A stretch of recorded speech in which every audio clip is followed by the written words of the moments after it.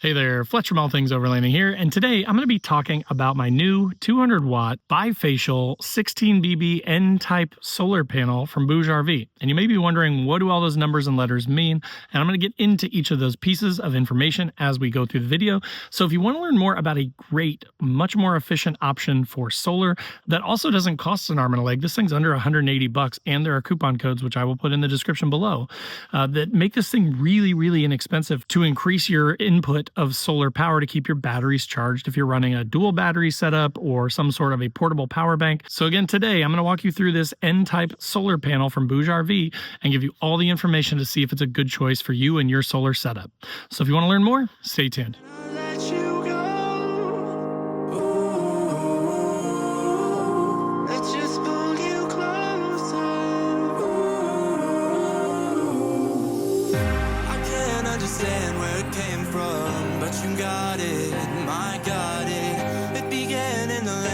Sandstorm, I fought it, though I wanted everything to do with what you give to me.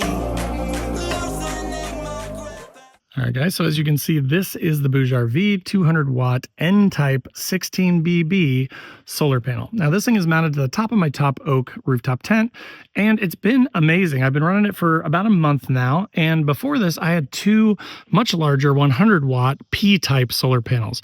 Now, the N-Type is basically the type of solar cell that is in the solar panel. So as you can kind of see here, these cells are much smaller and closer together, right? So you can they look different. When you look at the old style ones, they look like bigger sort of rectangles, whereas this has a lot more smaller rectangles. So basically what the N-Type is it's more efficient. The conversion rate is about 25%, which is much more efficient than the old P-type.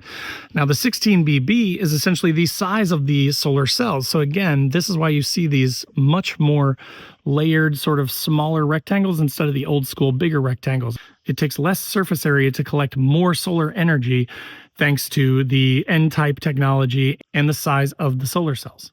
Now, as far as the bifacial part, what that basically means is most solar panels have an opaque backing on them. So underneath of the solar panel, you would see sort of a white background, and it's just going to be solid. There's not going to be any light getting in there. Whereas with these bifacial, what they're able to do to be even more efficient is if you have light reflecting off, let's say the top of your rooftop tent, or if you had this on your roof or something like that, it can also collect light from below. So we'll collect light from both the bottom and the top of it, which is why they call it a bifacial solar panel. Now, as far as service life goes on these two, traditionally the old style solar panels had about a 25-year lifespan of service. These have about a 30-year lifespan. So you're getting an additional 20% lifespan on this solar panel versus the old ones. Now, 25 years is plenty of time, but 30 years is even better, right? So when you buy one of these things, if you plan to use it at, let's say, like a homestead or an off-grid place or on your home, obviously 5 more years is really nice. If you are sort of a camper or overlander like me and you want something to power your dual battery setup, which is what I use mine for, then the longer it lasts, the better, right? That makes it a better investment for your money. Now, one question that I get about solar panels all the time is, hey, can I just buy this solar panel for, say, 180 bucks minus the discount code and slap it on the roof of my rooftop tent and connect it to my dual battery, my extra battery? And the answer to that is no. So just so you know, the way that these work is they are going to just take whatever solar energy they're getting, they're going to shunt it through the power cords to that battery, and it's not going to do anything to protect from overcharging or undercharging or anything like that.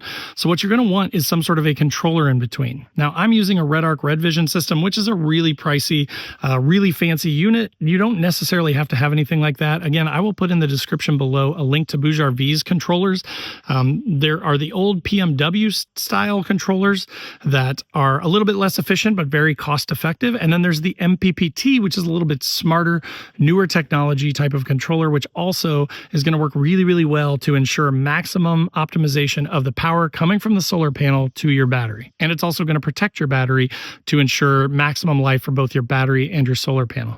As far as dimensions go, if you're wondering about that, to mount it to the top of your rooftop tent, I did measurements on my rooftop tent, which is a top oak stellar, and made sure that this thing was going to fit just perfectly. But again, 200 watts and that small of a footprint is really, really nice and much smaller than the two 100-watt panels that I had before. So as far as dimensions, this is about 51.5 inches across, just over 30 inches wide, and about 1.4 inches thick. So it's actually very, very thin. Another thing that you may want to buy that is not included are these Z-type mounting brackets. These things are super handy because they allow you to basically flat mount it to, say, your rails like that, or the top of a cab rack or anything like that. I will put a link to those in the description below as well. If you're going to mount multiple of these, that's actually really easy. BougeRV makes a splitter that allows you to just take two of them and basically bring them together into one output using the MC4 clips, the standard solar clips. And then you can just plug that straight into your controller, whatever kind of controller you're using, to shunt that power from the solar panels, multiple solar panels, into the controller, and then it will do the rest to power your battery. All right, guys, so as you saw, this solar panel is really interesting, right? Like, they've made some big jumps from the olden days of solar panels. They become way more efficient, less expensive. I think I remember when I bought my first solar panel, it was a 100-watt solar panel alone for about 150 bucks, and that was used on Amazon. The new ones were like 200, 220.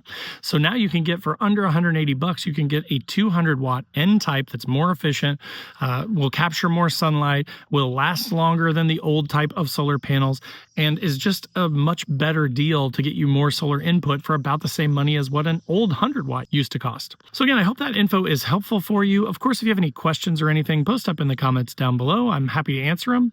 If you have a solar panel like this or this same one, I'd love to hear from you too. What do you think about it? Have you had good input from it?